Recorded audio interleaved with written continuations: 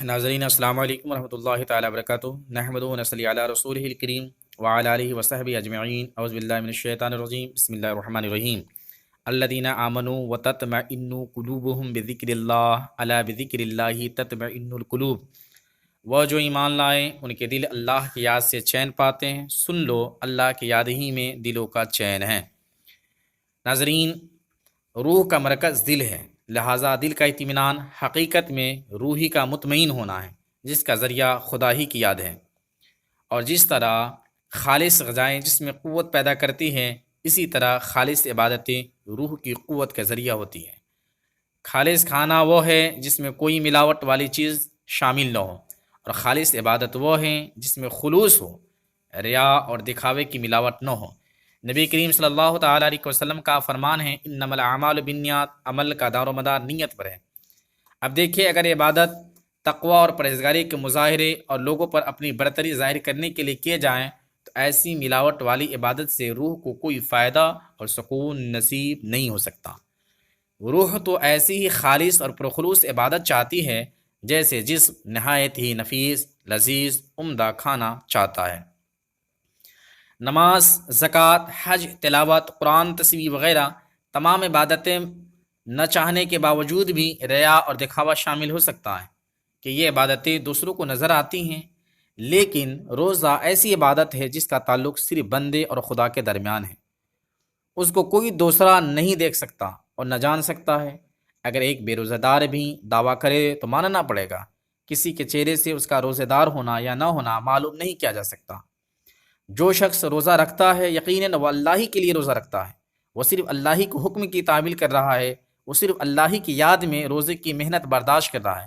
واقعی یہ بڑی خالص عبادت ہے۔ جتنا خالص کھانا جسم کو ملے گا اتنا ہی جسم طاقتور ہوگا، جتنی خالص عبادت کی جائے گی اتنی ہی روح طاقتور ہوگی۔ جسم کا طاقتور ہونا بیماریوں سے بچنا ہے، اور روح کا طاقتور ہونا گناہوں اور برائیوں سے بچنا ہے۔ روزے سے روح طاقتور ہوتی ہے، یعنی انسان گناہوں اور برائیوں سے بچتا ہے۔ اس لیے خدا نے روزے کا مقصد یا اثر یا نتیجہ تقوی قرار دے دیا، لعلکم تتقون، تاکہ تم متقی اور پرہیزگار ہو جاؤ۔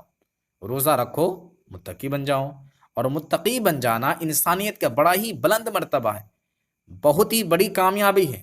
دولت مند بن جانا کوئی کمال نہیں، دین و دنیا کے علم میں کمال حاصل کر لینا کوئی خوبی نہیں، عزت و شہرت مل جائے یا اقتدار حکومت نصیب ہو جائے کوئی بڑی بات نہیں، متقی بن جانا واقعی کمال ہے۔ جو متقی ہو گیا اسے دولت، عزت، شہرت سب کچھ ہی نصیب ہو گئی۔ غوث اعظم کی زندگی کو دیکھ لیجئے، آپ متقی ہی تھے جن کی ایک ایک جلسہ میں لاکھوں انسان مشرب اسلام ہوا کرتے تھے۔ حضرت خواجہ غریب نواز، حضرت داتا گنج بخش، حضرت بابا فرید الدین گنج شکر، حضرت خواجہ ندام الدین اولیاء، یہ سب متقی ہی تھے جو ہندوستان میں ہمیشہ کے لیے اسلام کی جوڑوں کو مضبوط کر گئے۔ ان متقیوں سے تاریخ اسلام بھری پڑی ہوئی ہے۔ اگر یہ نہ ہوتے تو آج اسلام ہم تک نہ پہنچتا۔ آج مسلمانوں کو جو ذلت و خواری کے دن دیکھنے کو مل رہا ہے وہ صرف اس لیے کہ وہ مسلمان ہیں لیکن وہ متقی نہیں ہیں۔ تقوی جو سب سے بڑی دولت ہے، سب سے قوی سہارا ہے، سب سے مضبوط ہتھیار ہے، اسی سے ہم محروم ہیں۔ یاد رکھیں، جب مسلمان کے پاس تقوی نہیں رہتا تو اس میں نہ جرأت ہوتی ہے، نہ ہمت ہوتی ہے، نہ غیرت رہتی ہے، نہ حمیت باقی رہتی ہے۔ وہ ایک بے جان جسم ہوتا ہے جو ہر ایک کی ٹھوکریں کھاتا رہتا ہے۔ یہی آج ہمارا حال ہے۔ خدا چاہتا ہے کہ ہمیں ذلت و خواری سے محفوظ رکھیں، جس کے لیے اس نے اپنے فضل و کرم سے ہم پر ہر سال 1 ماہ کے روزہ فرض کیے، تاکہ ہر سال ہماری کمزوری دور ہوتی رہے، اور جب ہم کمزور ہوں تو نفلی روزہ رکھ کر ہم قوت حاصل کر لیں۔ پھر دیکھیے لعلکم تتقون کا خدائی مقصد کیسے پورا نہیں ہوتا، ہماری حالت میں کیسے تبدیلی نہیں۔ ہم تمام مسلمانوں کو شریعت اسلامیہ پر مکمل طور سے عمل کرنے کی توفیق و رفیق عطا فرمائیں، آمین، بجاہ سید المرسلین صلی اللہ تعالی علیہ وسلم۔